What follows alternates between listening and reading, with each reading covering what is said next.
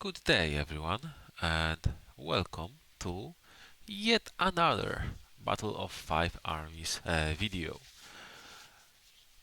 My last video was actually quite low received, about half the views that previous ones, and I'm sick today, so not the best circumstances to stay motivated, but and a very vampiric buts. There were many people that directly reached to me and saying that they like the videos and that they're very interested in the Battle of Five Armies thanks to my videos. So this is enough to motivate me. And still, if anyone knows why the previous video was poorer received, was it that maybe interested in the Battle of Five Armies didn't catch on some people, so they ditched the topic, or was it, I don't know, my casting or the game itself wasn't too interesting? That would be good to know, if possible to know, because it may be weird, because I'm probably asking opinion of people that don't watch it anymore, so okay. So previous video was on the medium level advancement, let's say, when I was playing 3 people, and I hope I was able to show a little bit of the big picture thinking, how to defend yourself, sometimes, giving up some settlements, some strongholds may be beneficial if you keep the resources to retake them and to simply slaughter shadow armies, because there's the fate track up to 15 fate, but to be honest, I never saw a game ended at this point. Usually it is that simply shadow loses because they run out of soldiers. So the actual game plan of 3 people is to kill kill shadow, kill armies, so they don't have enough armies.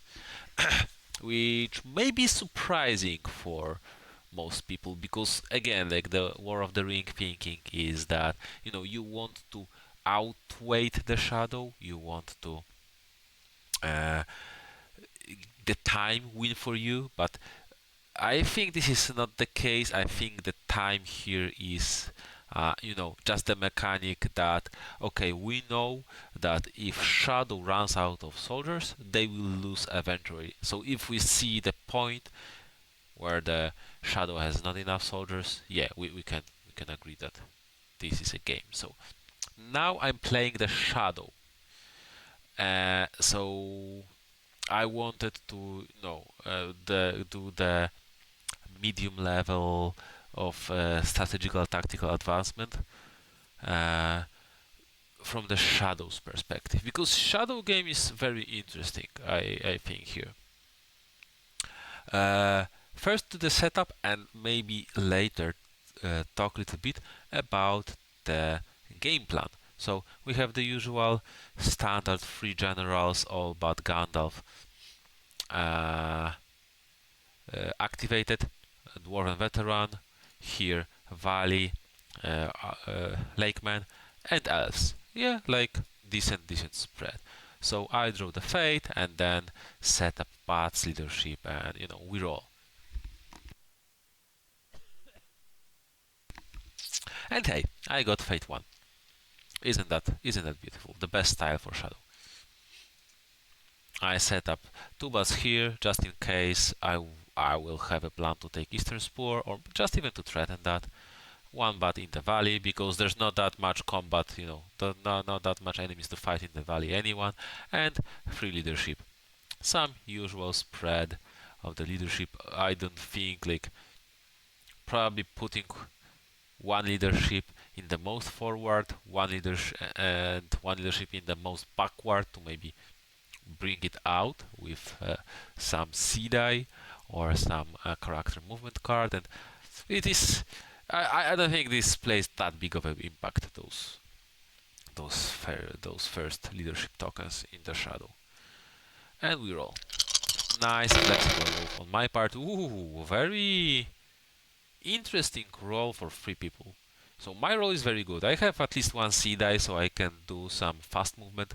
I have one Palantir die, so if I want, I can, use one of my cards. I can draw cards, so it is flexible too. And I have lots of hybrid dice, like perfect. What can I ask for more? And 3 people, like on the first glance, it may seem great. They can make ton of recruitment. They have so many master die that they can flip so many recruitment tokens, but they don't have a way, unless they have a card, event card, to make a fast movement for the dwarf to Eastern Spore. So actually, not having a C die means that they will need to use 2 hybrid dice to slowly move this guy in here, which is quite costly. And remember, I still have 2 Basques here. So I can realistically threaten Eastern Spore if these are only just 2 soldiers. I have lots of movement and I recruit, so I can do this. Okay, so what does my opponent do? He flips a token with a bard, which is understandable. He wants to support this part as fast as possible, and he uses a master to flip his tokens. Yeah. Okay, interesting. No movement of the Dwarven veteran yet. So, okay, what are the goals of Shadow Player? Because Shadow Player, like having 10 victory points at the beginning of the game, forget about that. Victory points don't matter. You want to build your advantage. You want to either build something for yourself or mess with 3 people, and then in the like mid game want to think how to convert those advantages into victory points, and then in the late game how to close up with some victory points. So what advantages does Shadow can gain? What Shadow basically has few goals. One of the goals is to recruit bulk. If Shadow has at least one army in the valley, Shadow can use Master Die to recruit bulk with massive tokens flipping, putting Great Orc, Bodyguard token, awesome stuff. Very important. Gives you good leadership, gives you surge of armies to spend, very cool stuff. And if you take Ruins of Dale at the moment of the recruitment, you get 3 bodyguards token, which is massive advantage. Like, this makes bulk so resilient in his army. You can basically, at least once per game, Shadow player can say, "I win this battle. It doesn't matter what happens here. I win this battle," which is very crucial ability, you know. This is one of the things. One of the things is to take 2 settlements in the same region, or 2 settlements or 2 fortifications in the same region. You get an extra action die, which is good. You have more tools, more fuel, let's say, to run. And like third, let's say third goal is to simply reduce 3 people power by killing soldiers, catching spread up armies. If you can take easy Eastern Spore, it is cool, because these are points you basically are the hardest for 3 people to retake. And these are also the points that are quite costly for Shadow to take. If you can take easily, it can be worth. But I think many Shadow players focus too much on attacking Eastern Spore early. They expand their armies and they don't have a strong follow-up later. And okay, they have 4 points, but how do they get 6 more, right? So what do I see here? I see a weak Eastern Spore. I see I have lots of recruitment. I see 3 people don't have a fast way to run, that is Dwarf Veteran, to Eastern Spore. So what I'm thinking, I am probably thinking I will flip 2 armies, 2 tokens. So I have an army of 4 works here, and I have full army of 5 here. I can start moving next turn. I have a C die, so if I want, I can either, if free people player doesn't start moving this veteran soldier this turn, I can either use a C die to run these Varks here to block his movement, possible fast movement with Palantir, or I can start moving 2 armies slowly, and if he starts moving his war veteran slowly, I can just try and attack him, because, 4 works with leadership token, even when hitting on 6s with bats, I need to roll 1/6 and I can kill him. And if I kill him, this Eastern Spur is actually fairly easy to take, so it will be cool. Let's see what happens. Dane places a token, and yeah, my opponent correctly realizes that, okay, this is probably time not to wait too long, and he moves 2 armies. This is cool. He moves this soldier here because he is usually extending here is usually advantage for shadow player, because if goblins attack the mountains, it is terrain superiority for shadow. There's usually not many armies here, so this is like a free movement, attack, and movement for shadow. So yeah, usually people want to get that guy out from here at some point. And he starts moving slowly, dwarven veteran, so it takes away my ability to like assassinate or do something fast, because if I just start moving up, he can move with the second die dwarven veteran here, and I don't have the how is the card called? There's a generic event card that allows me to move twice and attack him. If I had, I probably would have tried that. The issue is obviously that as a shadow you have one shot. If you don't roll a 6, you don't want to press, because if you press, the dwarven veteran just for free hides here. So yeah. Okay, I use a C die. Ooh, that is interesting. Yeah, I like this move. I use a C die to move my full and ready army to go here. This basically threatens heavily the dwarven veteran. He has to hide him right now, because if he wants, I can attack with this army, and I don't have 4 dice, I have 5 dice. With a reroll, there's really good odds for me to hit him, and then with bats to kill him. And also I have great orc here, so he won't even get terrain superiority. So yeah, and he realizes that correctly. He moves away, and interestingly, he prepares archers here for Thunderly Archer attack, and so actually he is prepared wherever I will attack Eastern Spur. He made that fortification as strong as basically possible every game, so he's happy with that. So if I will attack along the lake, he can retreat those guys and make a respectable army of 4 archers here. So yeah, a very adequate movement, I'd say. I use Palantir. Okay, I didn't have any card that I want to use immediately or like this turn, so I used Palantir to draw 2 cards and see what happens. I have actually ton of recruitment, which is very good to know, especially that it's flexible recruitment. I have Goblin recruitment, you can say, so and 2 place and flip recruitment tokens, which are one of my probably favorite cards, because they are so flexible. You can make like next to dead army suddenly, especially as shadow that can recruit from a recruitment token, sometimes 2 soldiers. You can have like 3 soldiers with 3 damage, which is easy to finish off. You flip those 2 orcs and place them, suddenly it is 5 strong army with 3 damage, and it is basically battle ready.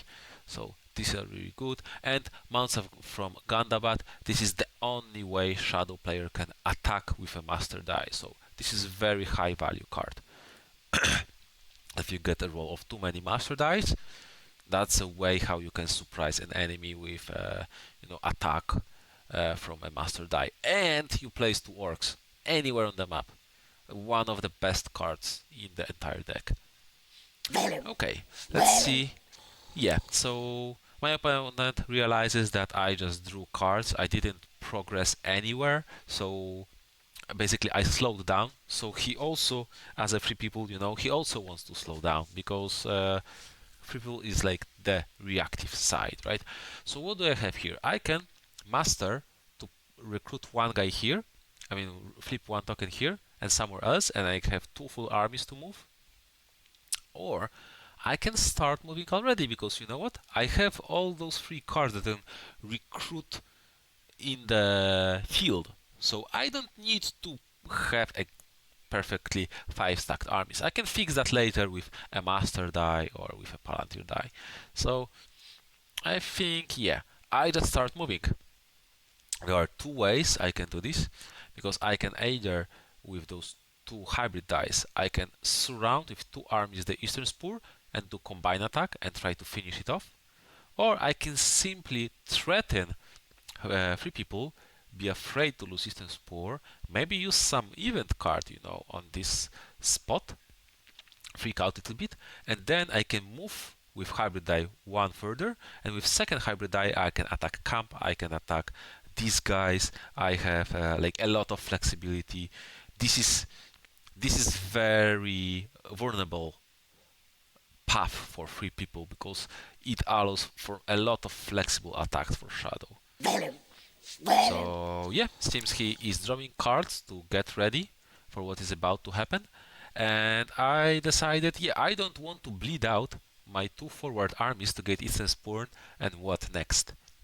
I probably plan to either uh, mess up with camp and free people recruitment, or take those separated vulnerable soldiers and prepare for bulk recruitment, because bulk is a little bit of a snowball mechanism. Maybe not snowball, but it's like investment. You get lots of soldiers, and you get, more importantly, that free leaderships for anywhere where you attack.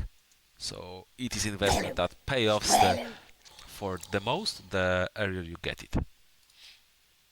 Uh, so okay, what does he do? Ah, archery attack. Yes, he spread out his archers. He has 4 archers around. He shoots 4 times, and he hit me 4 times. Oh my! Why is it that whenever I shoot with archers, I get no hit? When enemy shoots with archers, they hit so massively. This is, oh my ass. Okay, I was so happy, so threatening with that army, and suddenly, okay. And he flips. He gets a lakeman here and an elf here. Okay, so what is my plan now? Uh, you know, again, this is not only tactical game, how to position turn by turn, but how to have a big plan. I can attack a camp. It will be 5 dice to 3 dice. He has 2 leadership. I have 4 damage. So it will be a little bit iffy as a fight. If I had like full half soldiers, it would be much easier. But right now, what will most likely happen? I can attack and push him off camp. If he gets like one hit with Lakeman, he will already start killing my soldiers. I will have very vulnerable army. I may or may not kill a soldier here. And next turn, he's able to place a leadership token on the Dwarven Veteran, and with his first action, combine the armies and attack back, and maybe even wipe out those army. So the attack on camp is very risky. I may kill like 4 soldiers here. I may do a lot. I mean 4 soldiers to deal 4 damage and kill 2 soldiers, and it will be and 3 people will be like in a tough spot. Oh no, my recruiting camp. Or I may kill little bit and lose all that army. So you know what? I decide, if I remember correctly, yes. So I decide, you know what? I don't want to be risky. I don't want to potentially lose entire army and slow myself down, because all that progress with those armies will be basically wasted. I want to take easy pickings. And, because when you think about it, taking camp will be only temporary. how many recruitment tokens will I remove this way? Maybe even 0 if he retakes this next turn and starts placing 2 tokens.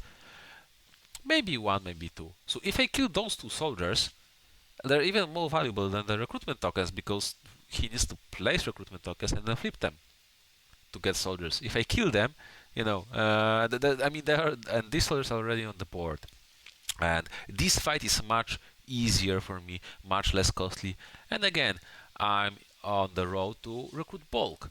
That can be beneficial in future turns and let me like little bit get back on feet if I will lose this army. So, and yeah, I get terrain superiority.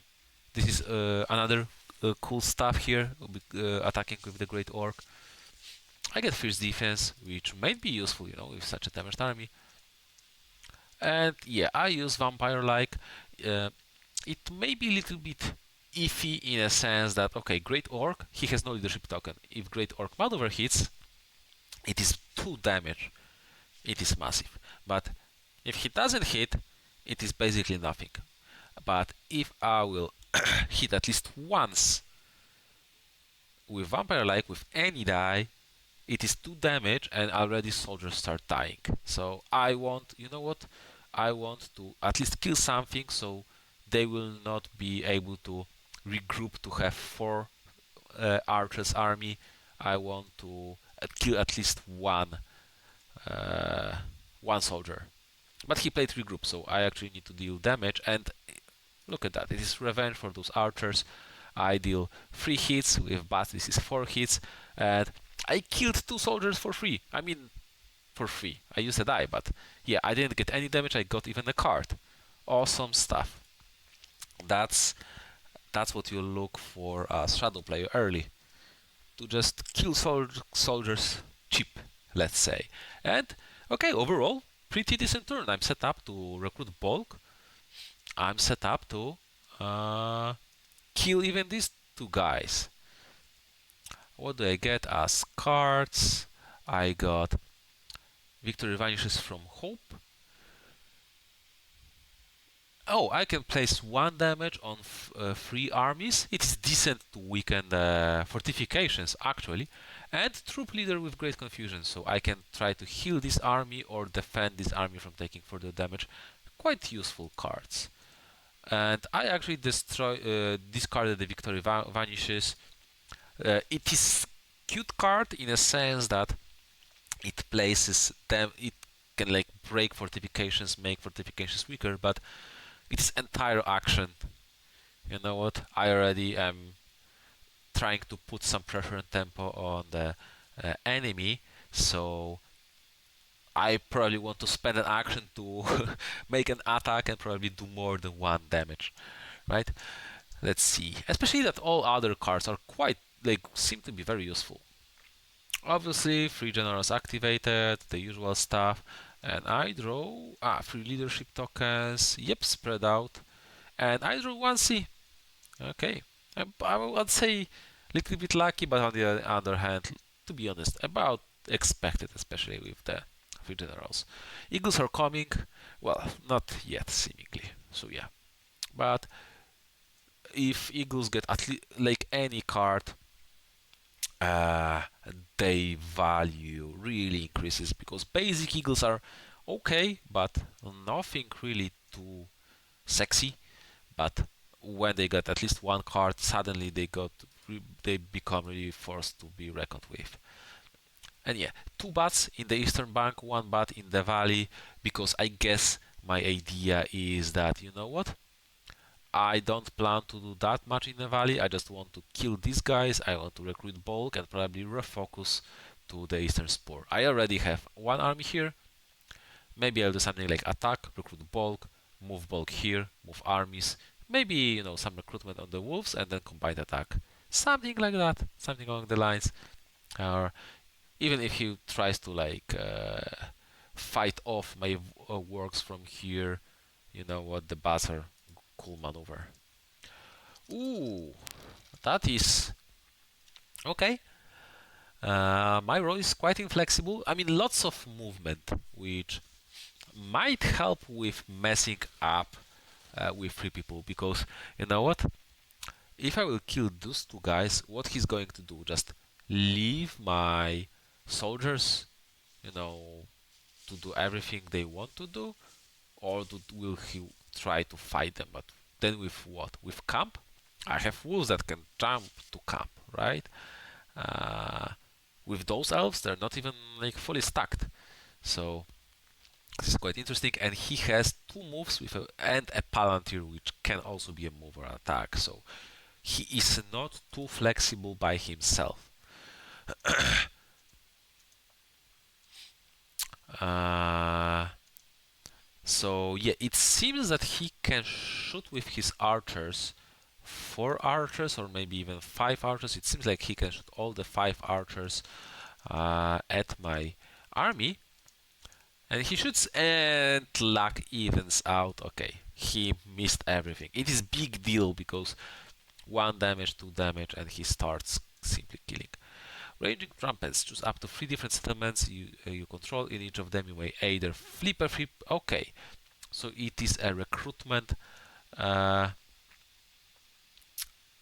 card. Very cool, very flexible to be able to put recruitment tokens anywhere. That Eastern Spawn. This is the usual stuff. Well, you as a shadow can take it fairly cheap early. It may be worth, because with any other event cards, 3 people may simply put something here and make it a little bit of a nightmare to take. So now I see he wants to refuel his camp, make his army probably move away from the camp and start attacking me, or maybe even with that army to relieve the pressure on the valley. And I think, yeah, I do a cool maneuver because I move to Dale, take Dale, and move away. So if I would have stayed here, he would be able to move here and attack me. But right now, he has a really tough choice to take. Does he want to gather his strengths and master his armies before he moves out? But then I get the 3 bodyguards bulk, so not good, not good setup for the future. But if he just moves out right now, he will not be really that ready for the fight, not at full strength, and especially that it will force one of his 2 movement attack dice to only retake tail. So a lot of pressure, like the tempo advantage, let's say, on the shadow. So he decides this is cool catch-up mechanism for 3 people. He uses Bard to flip a token. He gets Warden Veteran exactly what he needed. So this army is actually rolling 5 dice in combat, and he uses C die, yes, to retake Ruins of Dale, which is quite problematic for me. My army isn't that set up to fight this army anymore. I mean, I can try, but again, at what cost, at what risk? My army can die and I will not have bulk. So, not something really good. So I probably have like about 2 lines of play. Either use a troop leader to heal this army, so it will be much more combat ready, or maybe take some easy pickings of these guys and try to kill them, before. Yeah, so I attack them. Again, I have terrain superiority, so I. Wait, what?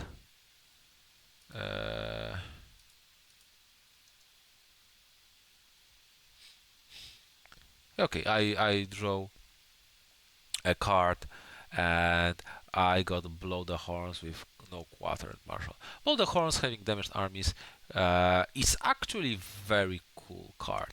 And I discarded 1 Gather and Marshal because, you know what, I have so much healing, so much recruitment from my cards. Maybe it is a little bit too much. I may not have enough time to use all of them. So again, Great Orcs maneuver card is decent, but trying to hit Great Orcs and maybe even missing, but even hit just for 1 leadership token Eh, I much rather prefer to get vampire-like and just stack 2 damage or even 3 damage and start killing the soldiers. He has a cool card, Send and Fight, so he's rolling not 2 dice with 1 leadership, but 4 dice with 1 leadership, so actually quite scary. And he hits me 3 times. Hurts. He starts killing my soldiers. But hey, I got 2 hits with Bats 3, so he gets 1 soldier left. And I have 3 soldiers left. Luckily, thanks to great orcs, I am still rolling 4 dice. Yeah, and I want to pressure him. I want to make... Oh, wait. We missed something. He should have killed 1 soldier, have only 1 die. Okay, that's quite important. I'm using fierce defense because I'm afraid to be hit with Lakeman and lose entire army. But we missed the quite important thing that he's not having 2 soldiers here. So the odds are much worse. Okay, and he misses everything. Okay, so you may say that it didn't matter. It actually quite mattered because I used very useful uh, event card when I probably wouldn't have otherwise. So, and I got 2 damage. I needed only 1 damage, so it is fine. I ran away from the high hills. I mean, from low hills, like hills, mountains. Yeah, from hills to here. So it is like so it is actually a little bit of a trap for 3 people. They see that my army is damaged and ready to finish off. Do they want to finish that army? It seems yes, which is all according to plan, and you will see why in a second. So actually I get the generic event. Wait, I should be the one because he is not good at fighting against swamps and I have orc good at fighting against swamps. Why did he draw generic event card? Uh yeah, okay, it because he played that he has the terrain superiority. Okay, so everything is fine. I actually use my second gather and marshal. Is it worth it? Maybe it is worth it, just to keep them, try to make them survive. It is a little bit a shame to lose 2 gatherers and marshals, and I think 3 in the deck, but he loses leadership reroll, which is quite a lot with 3 leadership. He hits me with his first hit, so a shame, but what can you do? No rerolls. I hit him actually 2 times, which is quite respectable. He presses. I have no intention to fight, with just 2 dice, 1 damage, no rerolls, and I keep a guy. Maybe irritating. Maybe I can. Maybe I can do something. And now the plan unfolds. I move my works here. So, and he has no ability unless basically no ability to react. There is one 3 people story card that allows to move and attack with Master Die, but pretty low odds for him to have it. And if he doesn't have it, then basically the anything that he can do is do some minor recruitment that my 4 works will be able to deal with. But he's not able to do this, so he's just flipping some recruitment tokens, and I am taking Dale, which is cool. And now I use the inflexibility of like limited 3 people mobility in a turn when I was basically able to move 5 times, and I forced them to react fast, right, to everything I do. They use this, yeah, like a little bit of a shame to use this card without recruiting eagles, but I guess he doesn't have much to do with the cards, so yeah. And we're talking something about eagles. I use goblin recruitment, and then I recruit bulk with 3 bodyguards. So it is actually, when you consider like the early game, which is slowly ending, I expanded 1 army, killed 4 soldiers, recruited bulk with 3 bodyguards, and put a lot of pressure on 3 people, so they were not able to easily recruit stuff. Bilbo was not put here, right? He didn't have time to put the Bilbo. He didn't have time to put more recruitment tokens. He was forced to use archery attacks. He was used to Bard as a fast token flipping. So by putting some tempo and pressure on free people, you can reduce their strength as well as attacking them, or even better sometimes. So this is something to consider. And playing Shadow.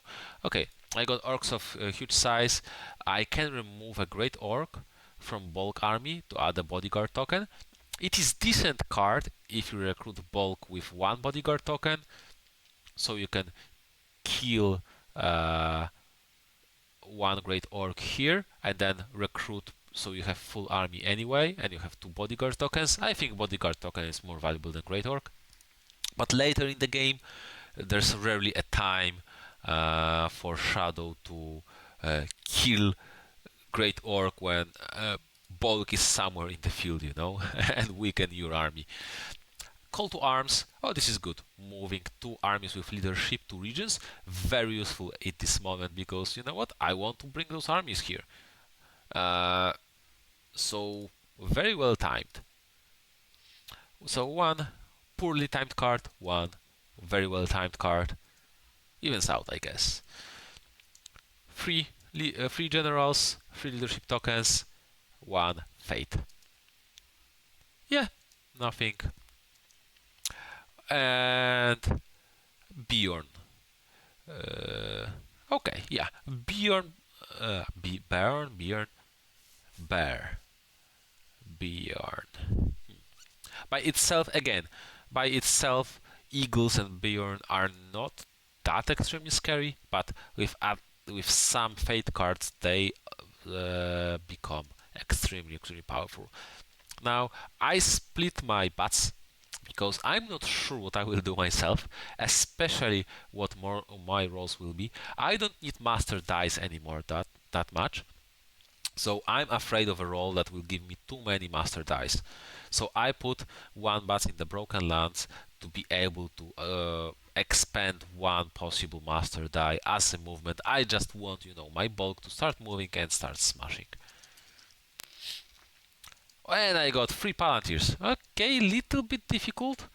But I have Call to Arms. So this is already a lot of movement. I have 2 movement. Yeah, not too bad. I can do stuff. So 3 people. Again, 2 master dice, which are a little bit inflexible, but Will of the West, hybrid die Palantir, so not too bad. He shoots the lone orc and he kills him. Little bit sad. Maybe I would be able to make some support, some field recruitment to refill that army, but no, he deals with it, and he uses quite early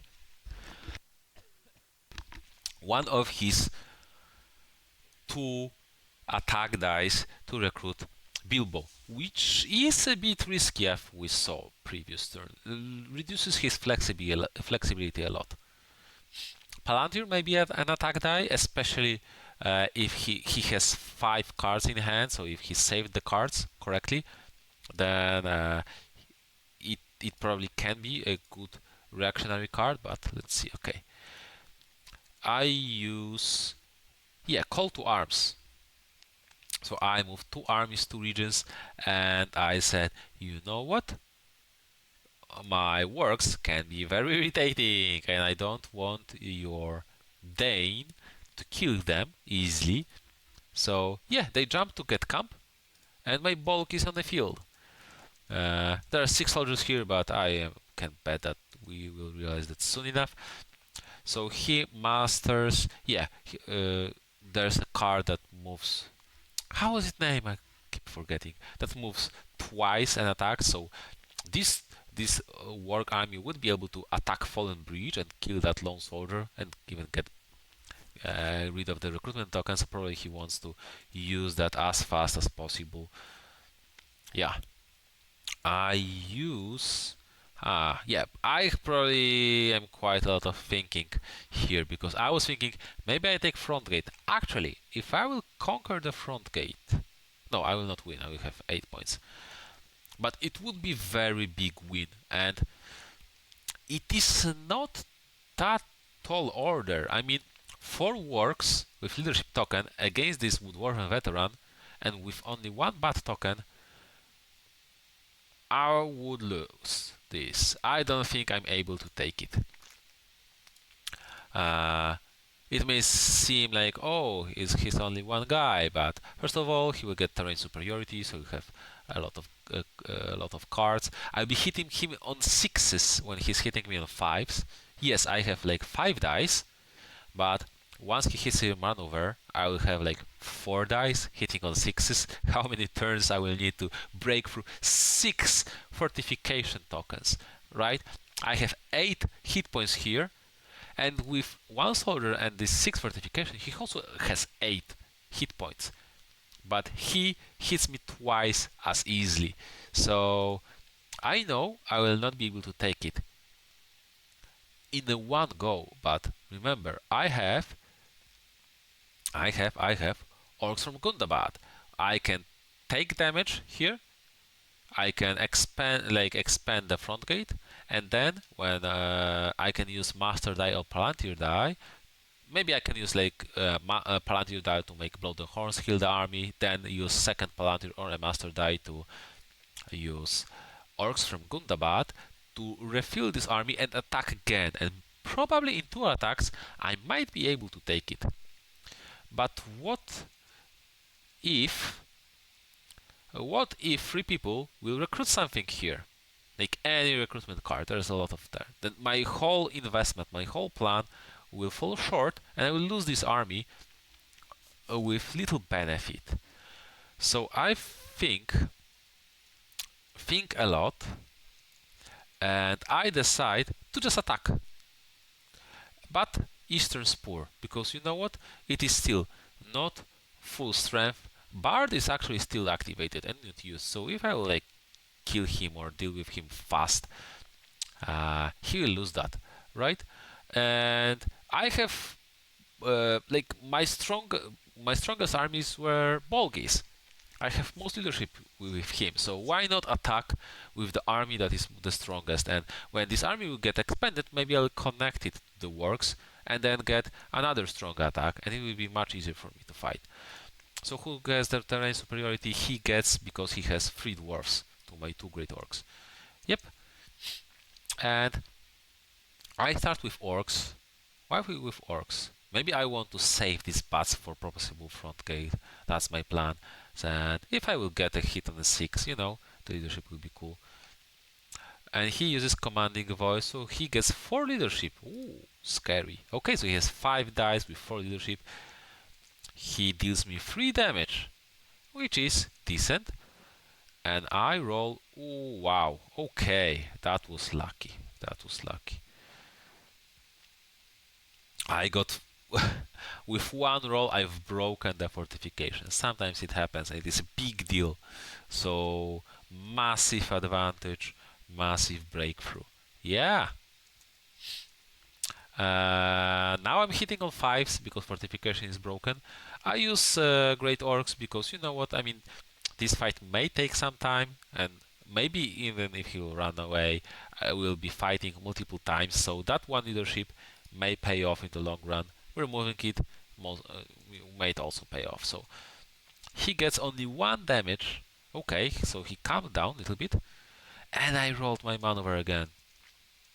Oh wow, I'm rolling 6s like crazy. He got lucky he put fierce defense, because I would hit like everything.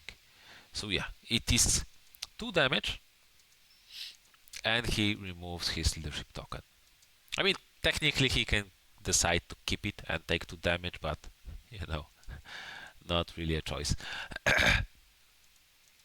Yes, so he gets 2 damage, so he kills a soldier.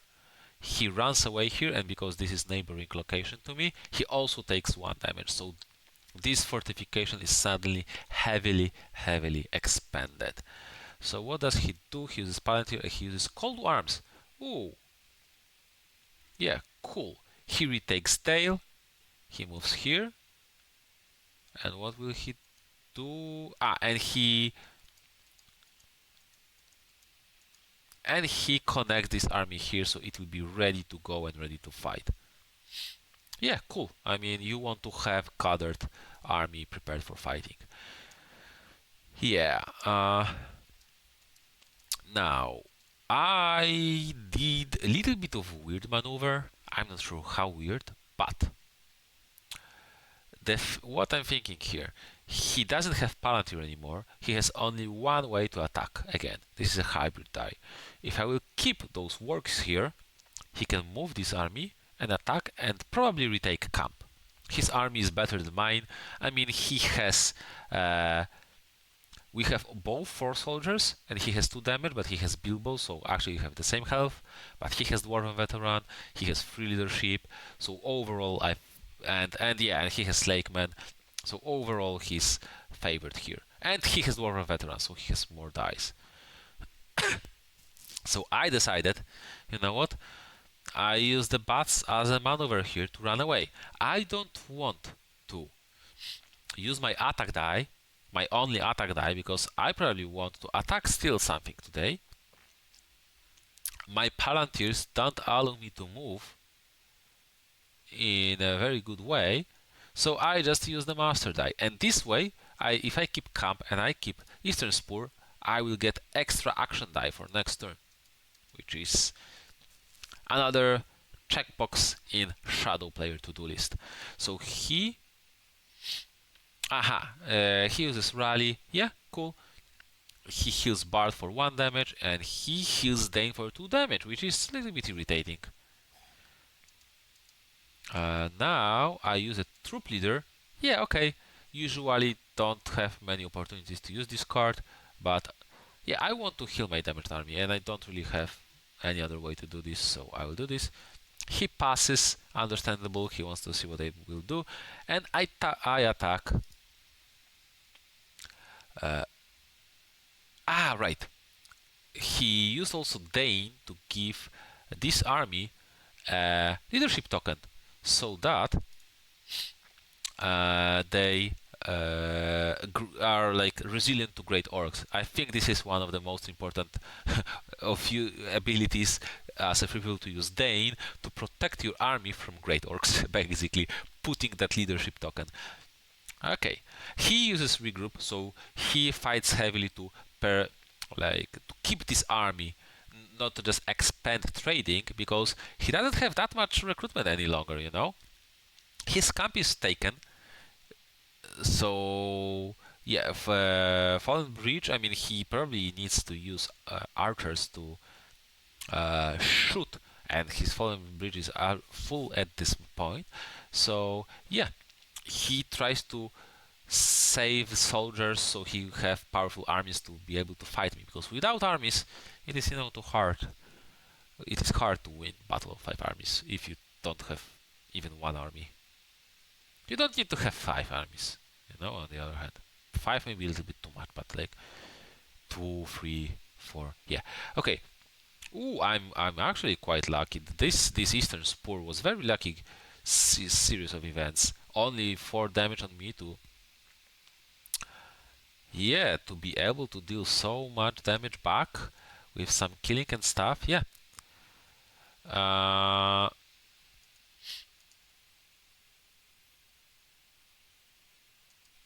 Yes, and he retreats. I move here, so yeah. Yeah, we talked something about strategy. I was able to run away those works in a different spot to corner him better. Probably would be better, but oh well. And he uses this as a hybrid die, which is cool. He brings up that army he wants, to be in action when I'm doing something, which is very reasonable.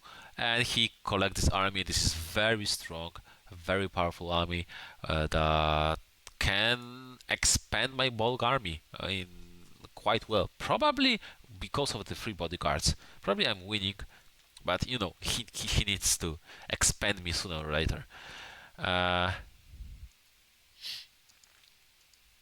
What do I do here? Oh, I place now. Ooh, okay. Yeah, I kinda see. I don't have that much to do, so I use it just a regroup. It is a shame. I think this extremely powerful card when you can uh, supplement an army in the middle and attack with it, and do it like by a surprise when uh, enemy accounted for different number of attacks. But I don't have that much to do, so probably probably doing here for tempo because three people are under heavy pressure to just get those orcs, get those armies here may be understandable. Not sure myself to be honest, but you know what? Yeah. So this is a big deal. I have bulk with three bodyguards. I have my extra die. Three people are in shambles, and they barely have two armies. One is just elven army without even some generals. It will be like one recruit, one leadership token, right? This one is very strong. It is healthy with Bilbo, with a lot of leadership, but like one competing army and one like strong, but okay, come on. Uh, so yeah, and I got moved to strike. Oh yeah, and Captain of War, both abilities very useful to be to be able to heal in combat, especially that I have orcs that put additional tokens. And you know, if I will retake the Dale again, the ability to place three works with a leadership is sudden very high number of soldiers recruitment in the middle of the map. Very useful. And I'm at 6 points, so I just need. If I take front gate, I win on the spot. If I just maneuver somewhere and like take three more settlements or one stronghold, one settlement, yeah, it can be scary. So three generals, the usual. I think Bard may be unnecessary at this point. I don't know if he can really hope to take camp and keep it long enough to use it, but we will see, maybe.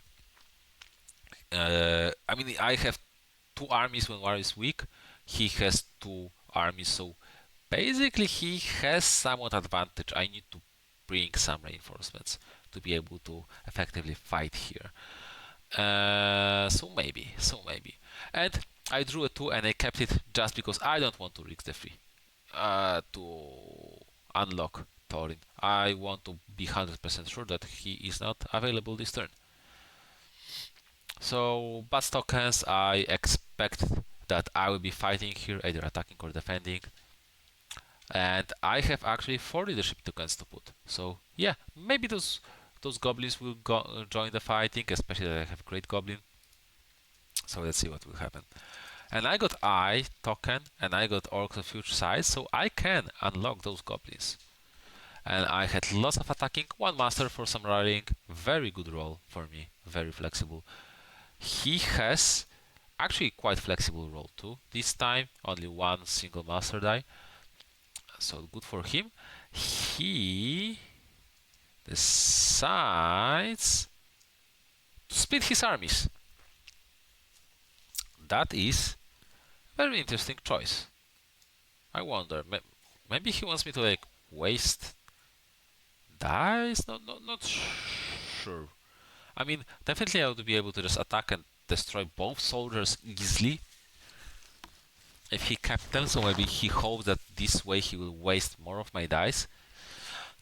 But just trading, but he just used dice for that too, so I don't know if he just trading dice. I don't know. Also, he put some pressure in a sense on me that I need to do something, or he'll just retake those two, and it will be like an issue. Okay, I need to start taking them again.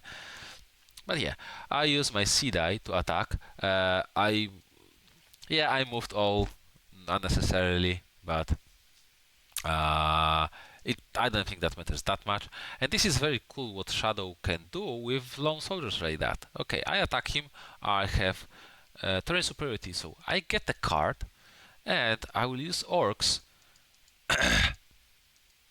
And I realized, that too many soldiers, so left those, and I got a maneuver and 1 damage on the soldier to kill him was enough. So from that fight, yeah, I got actually quite a lot. I moved that army a little bit further in a sense because I moved attack. I got a leadership token and I got a card, so I got rich. And elves are going and retaking camp. Interesting. Yeah, makes sense.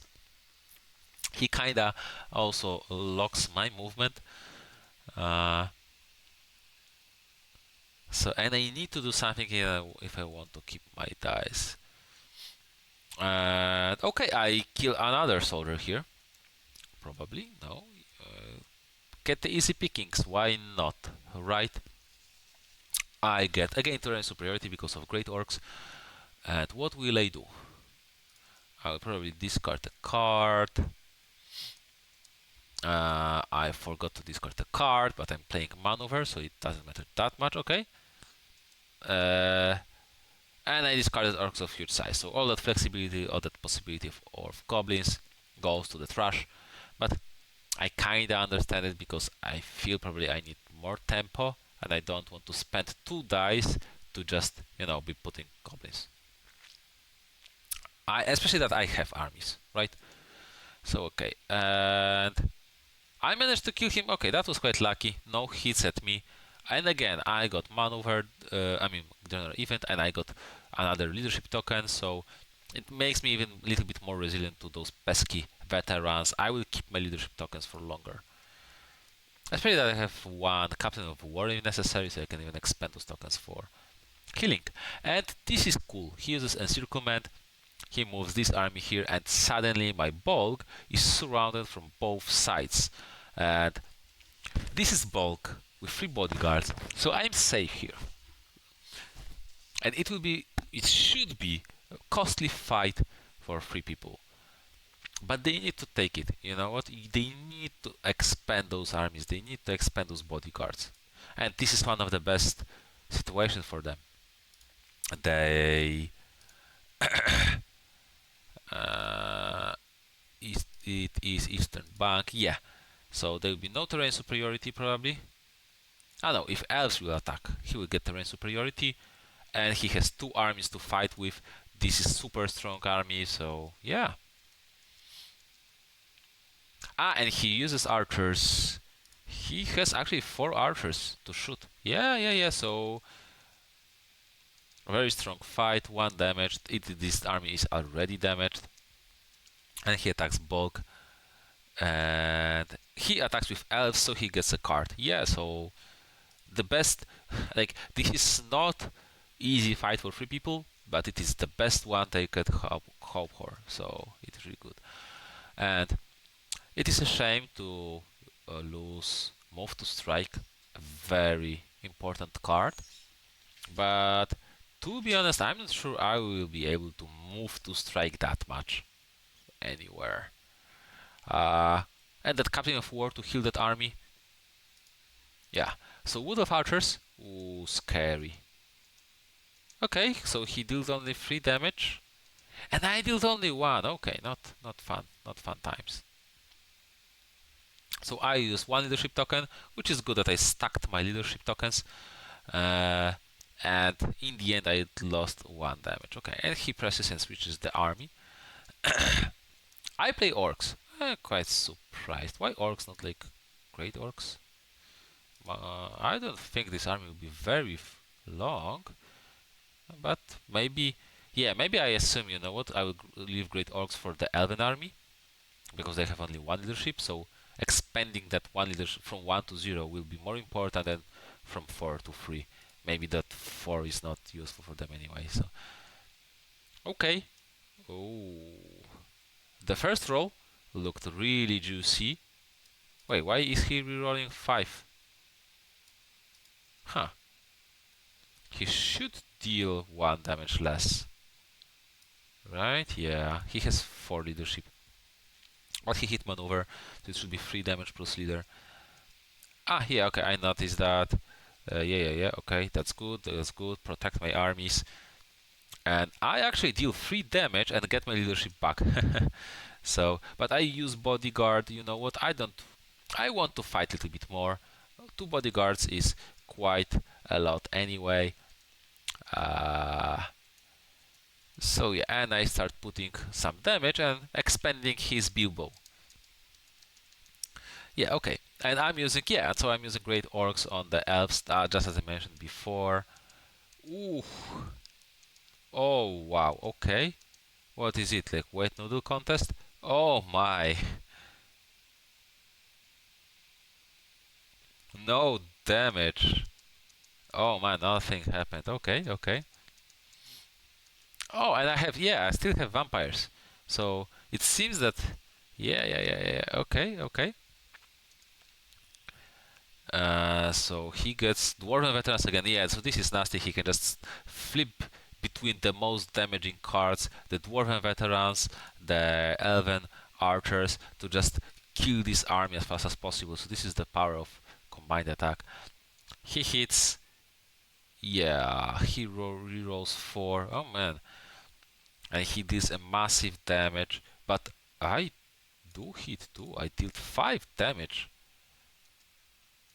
And yeah, probably from my point, it is the perfect amount of damage so that when I retreat with just 1 soldier, and I have, you know what, army of 4 soldiers here. So yeah, I keep my bodyguards because armies can be rebuilt, bodyguards not that easily, you know. So this was the perfect amount of damage for me to keep, so I can retreat to that army and it gets full. And again with 4 leadership, despite all those pesky guard like dwarven veterans. But his damage, his army is actually battered. So what I do, I use the opportunity and then I attack. And this is cool opportunity because if I give him any breathing room, he can use this master die for a group or maybe some recruitment. And now he doesn't even have a good place to retreat because this army isn't even that damaged and it is full of soldiers. So every soldier that will run away will make another soldier killed. So this is the best opportunity for me to keep pressure. And if I will expand those armies and my goblins are stacking up and I still have armies and I have bodyguard tokens, simply he will have nothing to fight me here. Like if I will, if my total 3 armies will fight off his 2 armies here, he will have no resources to stop me from winning the game over next few turns. So let's see what happens. I draw generic event, Captain of War.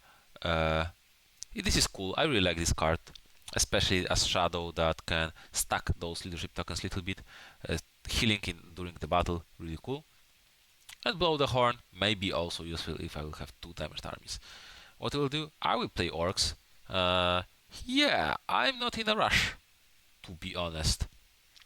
Because again, if he retreats, he uses all soldiers, so I just want to batter his as much, and I expect him to probably stay for some time. He uses Dwarven regular. Ah, yes, smart play. He may heal himself up. Let's see what happens. Oh, he rolled. Oh my. Oh my, that hurts. 4 damage from the get-go. But I got 3 damage too. And I got a leader. So this is cool. So basically he didn't get damaged in a sense, right? And what is happening? Ah, but he killed a soldier, so he killed the Dwarven regulars to that, so he needs to also kill a soldier. Wait, he runs away. Yes. He needs to run away and get that army. What is he? Wait, no. Okay, that was illegal again. He had 2 damaged army with 2 Dwarven veterans, but it's not like you run away and then adjust damage. If I remember correctly, you have to adjust damage first, so he had to kill Dwarven veteran and then run away with 1 Dwarven veteran to the camp. I think this is what needed to happen there. But yeah, okay, I had 3 armies. He had 2. Now I have 2 armies. He has 1. We talked a little bit, but it's sometimes in Battle of our armies so much stuff is happening it is hard to keep up. Okay, and he Flying Banners is very cool card. Allows you to pick 2 different settlements and place, obviously that you control, and place and flip 3 people recruitment tokens in them. The thing is that what is happening? Yeah. And he starts recruiting in those places. Yeah, makes sense. He needs to rebuild armies. You know, he doesn't have that many soldiers. I decided to slow down. If I will attack him too early, maybe he can use those tokens somehow. You know what? I don't need to act too hastily yet. So I'm just putting this. And, right. I'm using this. Yeah, I have easy Ruins of Dale to take. Why not to take it? And threaten further lower slopes with Fallen Bridge to attack. So cool. Now, he passes, which he has to do sometime. And yes, that's the card. 3 soldiers here. I can now take Fallen Bridge. I can take lower slopes. I can take a lot. So he has to react. Does he? I mean, he has to do something, right? With that Sida, it's not like he should stay and do nothing, so I don't know. And he attacks me here, yeah. He doesn't play Bilbo yet. Probably he should, because why not? Yeah, and he attacks Ruins of Dale. He wants to retake them. And I have Captain of War. This is useful when I have 3 leadership tokens on a damage army. Yeah. Oh my, oh my. Okay, so he dealt me 3 damage. I got only 1 damage back, which is not very good, but at least no one started dying yet. And again, this is another fight where I can lose 3 soldiers here and run away with 2 soldiers to this army, which is ready to go. Okay. And yeah, I have some bad token to expand, so why not expand it? I have 2 leadership tokens, I have bad, which will get cleared at the end of the round, so cool. So he actually rolls 2 hits with +1 damage, lots of death, and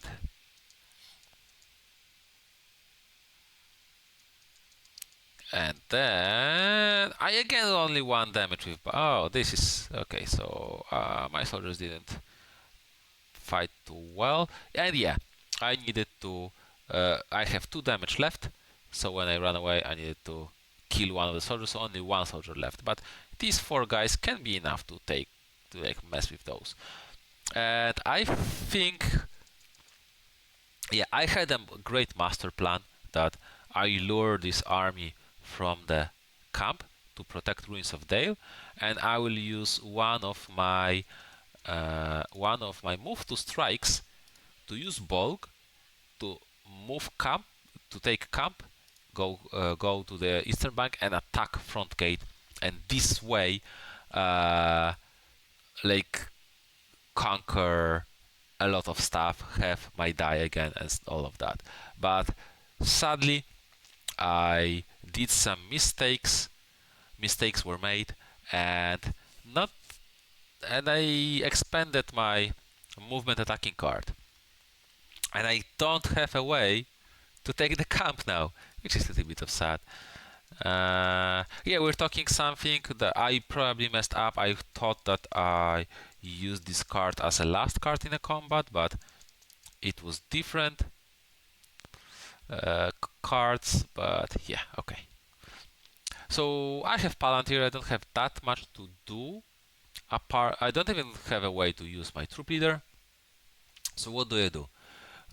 I don't have a way to use the blow the horn. So either I can draw cards, but I mean drawing to full hand and then end of the round drawing again. I mean you can do that, as you know, to increase efficiency of your like to polish your cards, right? To have a bigger pool to pick for. But I have two ways. I can either play Great Goblin and start moving this army out, or I can play Mastering for Battle to flip 3 tokens. This is either fast or slow play, in a sense that if I will start moving this army, it will be useful next round. But then that those armies are left here and will never play a role. To be honest, I will not have enough time to gather them. But if I will use the Mastering for Battle now, maybe over the course of next 2 turns, I will gather an army here and bring it, maybe I'll have an extra army to either protect Eastern Spur, or maybe when this army will expand fighting with this to take Ruins of Dale. So I realized, you know what, I have time actually. People are not threatening me like in recruiting some massive stuff.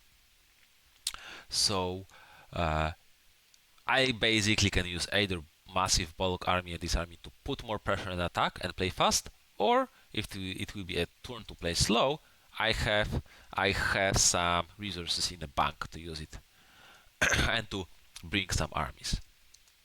Okay, what happens here? I got Black Tide.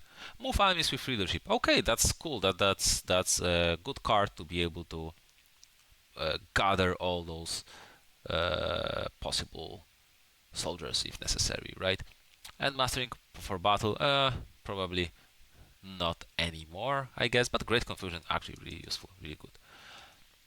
So he activates 3 generals, and he places 3 tokens. I draw 2.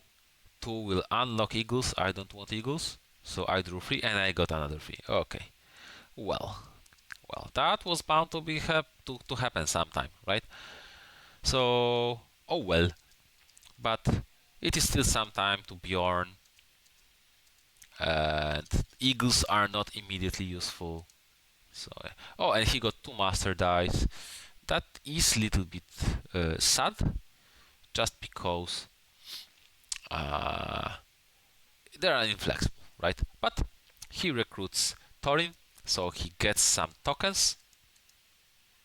He uses Bard to first flip a token, and then he places tokens. So I don't want him to be able to freely use those master dice to flip the recruitment tokens, so what will I do? Makes sense. Whatever he will recruit here, it will be no match for bulk and bulk army, most probably, but taking Fallen Breach with only 1 soldier and these elves, can be useful, especially that what he will use to fight here, right? His elves armies are not gathered, basically only his Ruins of Dale, but then it will drag him around and make the not able to compete for front gate, and I can take front gate this turn because this bulk with 2 bodyguard tokens are enough to take Thorin here. So I attack the breach. And I use orcs. I like orcs to collect some leadership tokens for future. He draws a card, Well, I roll a maneuver. That was quite lucky. But when you have 1 leadership token and you roll 1 die, you have over 50% chance to roll that maneuver. So having leadership is important. In short, 2 damage, enough to kill the guy. He misses me, which is quite lucky because it will be 2 damage. It would hurt. And and I kill a guy for free. I mean, not even for free. I take a leadership token and I remove recruitment token. So and it still forces him to respond, to not leave Fallen Breach for me. Okay, he uses token to Dane to place a token, and he flips a token here, which makes sense. What I will do, I attack camp with bulk. This one actually made a little bit. Is it correct or not? Because maybe I should have moved him to Eastern Bank here to cut off his ability to Ah no, he's not able to run here because it is next to me. If he will run away, he has to run here to those hills. So that's not an issue. Okay. So I have terrain superiority. Dwarf veteran is irritating because again the extra damage and oh regroup. Okay, and I'm hitting him with a great orc. If I will hit that maneuver, 3 damage. Massacre. And I didn't hit me. Okay. But I got 3 damage at him. Okay. Which is decent. And I'm taking camp. No more recruitment at camp for you. So I killed 2 recruitment tokens before they were even flipped. Which is good. And I killed 2 soldiers in some small skirmishes. Which is also good. So I keep like reducing power of 3 people. I mean, I keep 3 people from growing in power. Before I will try to do some big moves, right? Oh, this is cool. This is interesting maneuver. So he moves here, but okay. It would be cool if he had a sea die to run toward Eastern Spur, but I don't think that move gives him that much. He probably needed to move somewhere so he can respond. Yeah, okay. And I move this army closer. So again, count 3 people dies. He has 1 hybrid die. With 1 hybrid die, if he doesn't have the specific only 3 people way to move with a master die, which are not that big odds still, I guess.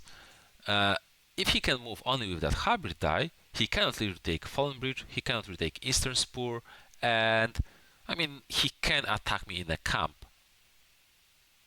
But through the river, bulk with 2 bodyguards, I don't know, he's damaged. Not that good fight for him either. So I'm bringing this army because right now my plan is I want to win the game this very turn. Can I do this? Huh. I don't have attack dice too. And I don't have attack event. So I just want to kill this soldier, collect these armies, and what? Take front gate as a first action next turn? Maybe. I still draw generic event card. And I have Palantir. Well. Oh, okay, I admit, that was lucky. I got Sudden Assault, so I got a card that attacks and top, so my Palantir is useful. I mean, useful. Gives me ability to attack front gate. And I'm attacking this guy, I'm attacking him with the orcs to possibly get leadership token, because you know what, maybe they will be useful. I needed 1 damage. If I wasn't able to hit him, I cannot really press, because that would put him here, and that would be a massive, really massive and awkward situation. So yeah, I killed him. I didn't get the leadership token, but oh well. And now we'll probably think how to split these armies, because I have only 1 attack. So I want to collect those armies so that I will have full 5 healthy soldiers, enough to bash through the front gate, right? He might have a dense fog, but you know, if he has it, then he has it. It's not like I can do something about it. And he doesn't have it, I'll be able to win. He uses archers to shoot at the lone warg. Yeah, kill soldiers. And he uses rescue. Oh, that is, yeah, okay. He places and flips. At least it's not veteran. Probably dwarven regular is the worst what he could get. So yeah, he got, and it is big difference still. Every dice matters, every hit points matters here. Okay, now I do something iffy. I don't want him to be able to attack me at camp and expand me, or maybe even retake the camp with his last hybrid die. So I use my master die as a movement. In this way, I block him from the ability to take the camp. And basically, if I take front gate, I win this turn. And only that thing matters, most probably. And I have a plan B. I can use bats with a master die to even take Ruins of Dale if necessary. So he passes. He doesn't have that much to do, and I'm using sudden assault. So I collect those armies. I have my 5 strong soldiers. I have 5 leadership there. I have 2 bodyguards tokens. So and he has only 3 dice, a bit with 3 leadership tokens, but I have no bats, no extra damage to reduce the fortification. But I have no quarter. I have Battle Fury. These are 2 good cards to be dealing with the strongholds. So okay. And gather marshals and fight. Okay. Nothing too important. We're fighting, no quarter. Makes sense just to open. I have 5 leadership. His dwarfs will try to reduce my leadership, so I want to use the leadership as soon as I can, right? I take 1 damage.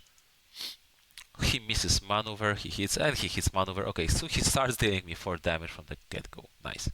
Okay, but I'm hitting on 5s here, so 2 damage. Oh, oh my, maybe you shouldn't be showing these games because I seem to be a little bit lucky in some of these combats here.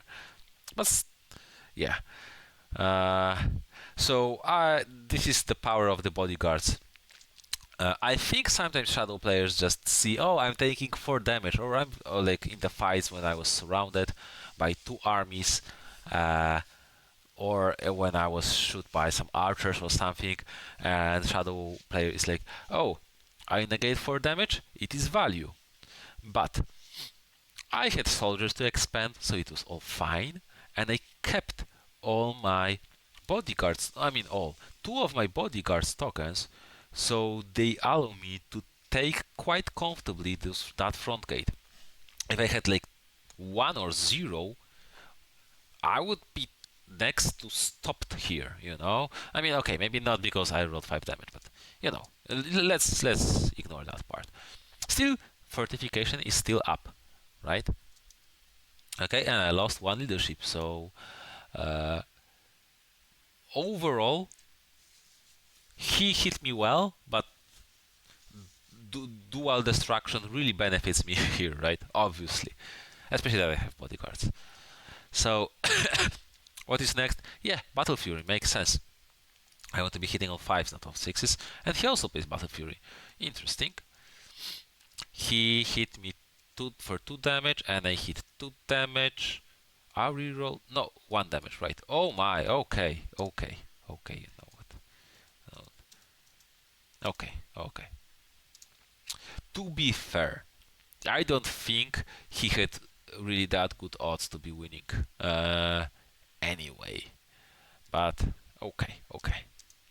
I mean, didn't even need to expand my second bodyguards, and yeah, I take front gate, so I have 6. I mean, I have 4, 6, 8 points with front gate. I have 12 points. Front gate is also instant win, and with 1 die, he's not able to reduce me under 10 points anyway. So that's it. So I think that this game kinda shows the shadow player approach, how to not just rush for victory points, lose armies, 3 people retakes victory points, and what can you do? But how to have that slow systematic approach. Okay, how to build advantages, dismantle 3 people. If 3 people are strong somewhere, maybe don't necessarily attack there immediately. Let them come to you and then counterattack, especially if you have few armies cooperating with each other, right? Outmaneuver 3 people, you have more dice, and you are that little bit more maneuverable, because with master dice, you can move your armies and 3 people can't. And it is a big deal. This is a big difference, as you were able to show a few times this game. And yeah, like, and as those bodyguard tokens allowed me to take front gate. If I didn't have both bodyguards tokens, that could be a little bit different story. What more? It is turn 5, so it is considered to be quite late. It is considered, that after turn 3, turn 4. Many people consider that the advantage for 3 people kick in. But look at the board. I mean, I still have strong bulk army. I still have goblins to join. I still am able to gather those armies. And what 3 people have? I think if not for this turn, even if 3 people had the fog, I can like rally this. I can rally this army to heal. I can possibly use Gather and Marshal to heal this army again, and I can try again. I have still goblins to move out.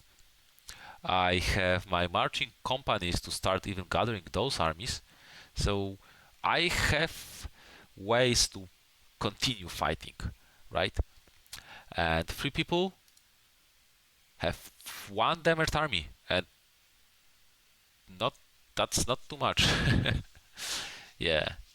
So I hope you like it. I hope I was able to show the other perspective of this game. So like the thinking on the goals as shadow this time, how to take initiative, how to disrupt 3 people plans, and how to abuse the dice rolls maybe, or put them into uncomfortable decision, put some pressure on them so they need to react fast.